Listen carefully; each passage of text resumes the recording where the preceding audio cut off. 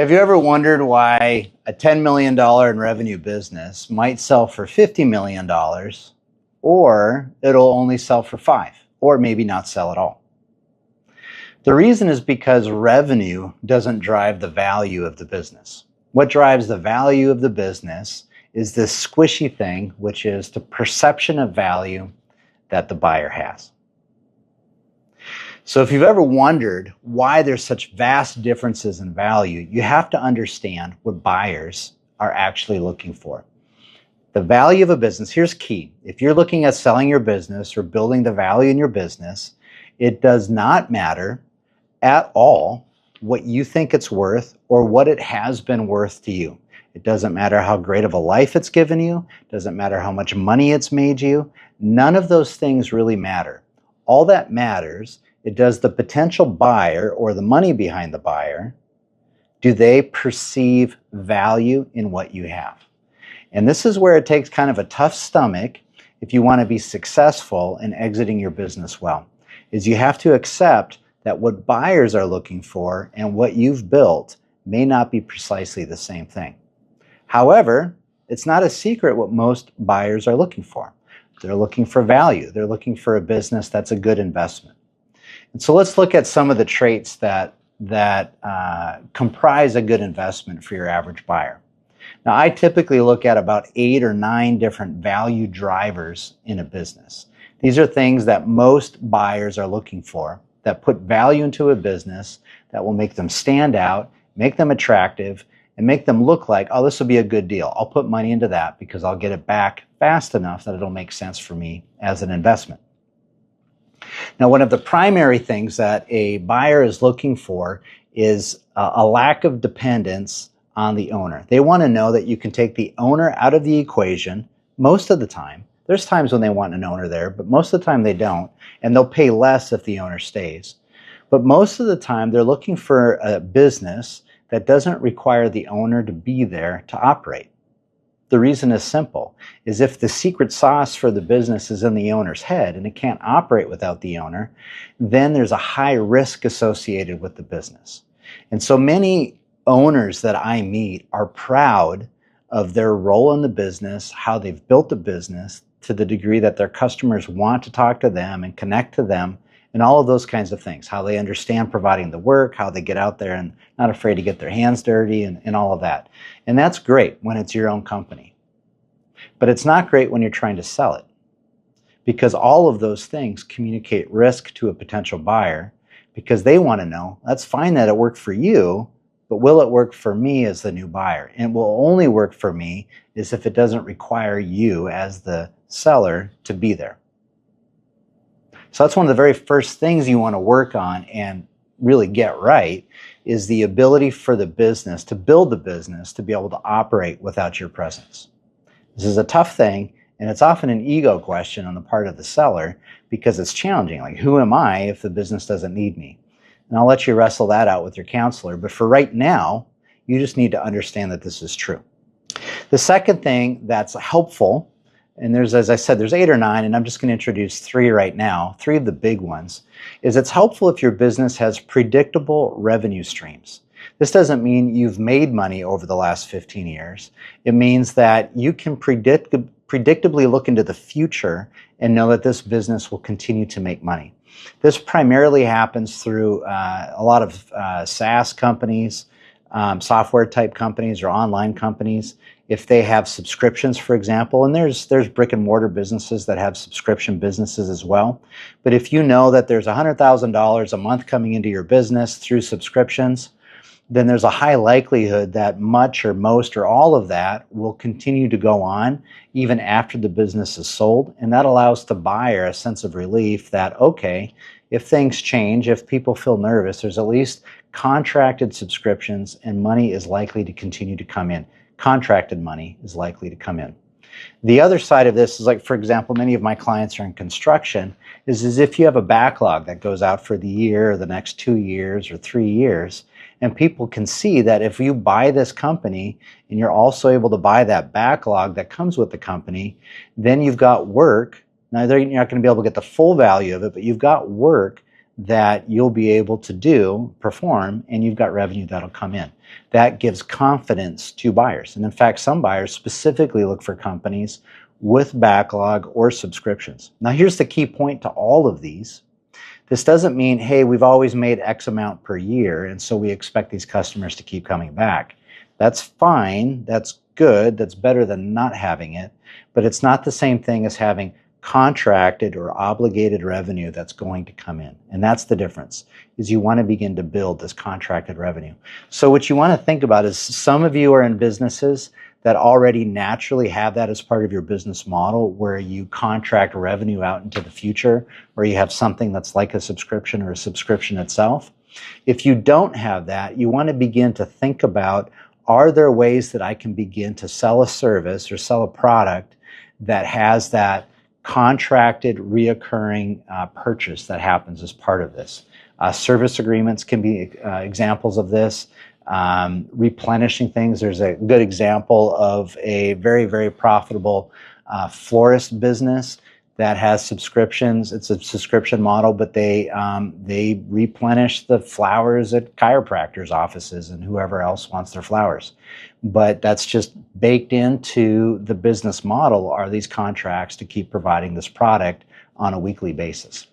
I think you get the point. The third thing that you want to begin to build is a strong market position. And specifically what I mean by this is something that's unique about your company. Now, if you're one of 5,000 companies that do precisely the same thing in your town or your community, it's not that you can't sell, but there's nothing particularly special about what you're offering that can't be rebuilt or done by somebody else. Again, it doesn't mean you won't sell, doesn't mean you can't sell, but you're not likely to get a very high valuation. Now, this doesn't mean that you have to offer something that's a totally unique product.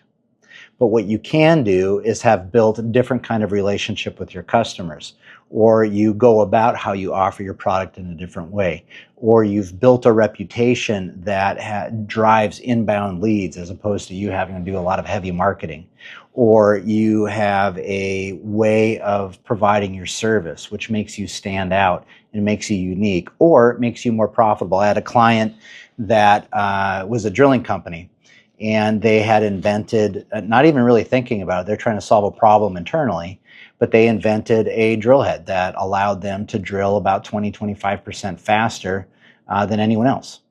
So they could bid work at the same price or even underbid their competition, and they could still perform faster and be more profitable just because they had built this unique proprietary technology. Those things are gold. So you want to think about anything about your business that makes you unique and stand out. And if you don't have that now, even if what you do is make pizza, you want to figure out, how can we make pizza, deliver pizza, offer the pizza eating experience in a way that makes us different, unique, better, special, and somehow not like everyone else. Some of the steps that you want to do practically, going off of what I just said. To reduce owner dependence, there's two things that you really want to do. One is you want to build a robust management team. You want to build a team. Well, first you want to have, if you're still technically doing the work, you want to get out of that and hire people to replace you in that role. But then beyond that, you want to be able to build a management team. It doesn't have to be a big team. It could be just one or two people, but you're going to want to build a team where they can carry the management for you. Second, and this is really critical, is you're going to want to be able to build systems or processes. Essentially, you want to write the recipe. You want to write the recipe for your organization down. You want to make sure it's clear to everyone how things are done.